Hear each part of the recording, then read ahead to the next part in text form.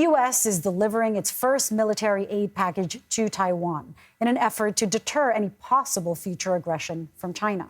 Officials say the $345 million package includes training and weapons from U.S. stockpiles. It also comes as America gives military assistance to Ukraine. Officials estimate the U.S. has given at least $44 billion in security assistance to Ukraine since January of 2021.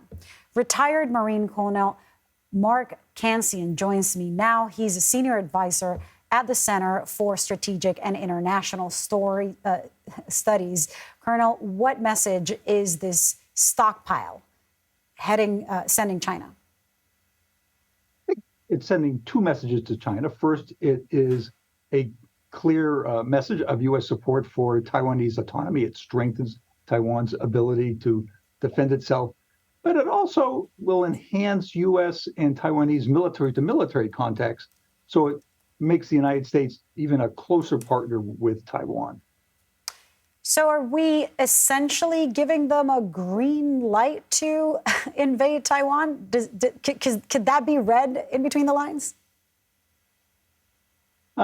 No, this will strengthen the Taiwanese armed forces. It will make it easier for them to resist Chinese invasion. For a long time, the Taiwanese were trying to hold the Chinese at a distance, but the Chinese buildup has been so significant, they'll almost certainly be able to get onto the island. A lot of the aid will strengthen its army. So let's say China were to invade Taiwan. Colonel, can the U.S. realistically support the needs of both Ukraine and the needs in the Pacific all at once?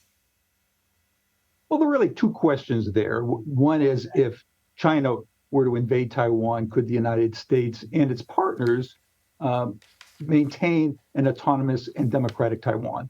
CSIS conducted a year-long project looking at that question. We developed a war game, ran it 25 times, and the answer was, in most circumstances, yes, the United States and Taiwan could maintain an autonomous Taiwan. The problem is it comes at very high cost. The second question is, can we support Ukraine and Taiwan at the same time? And the problem there is that there is some overlap, and it will be difficult to support them both at the levels that they would like to receive equipment. There's going to need to be some coordination. So what we send to Taiwan would not be what Ukraine needs. And also, I think, some sequencing so that Ukraine gets priority for the year or so that the war continues to go on, and then Taiwan gets priority after that. So U.S. defense spending is vast and some would argue unchecked.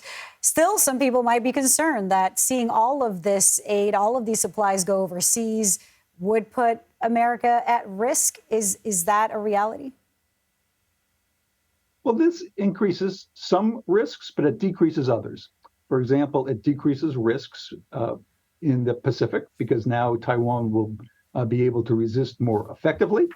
China has been identified as the U.S. major military competitor.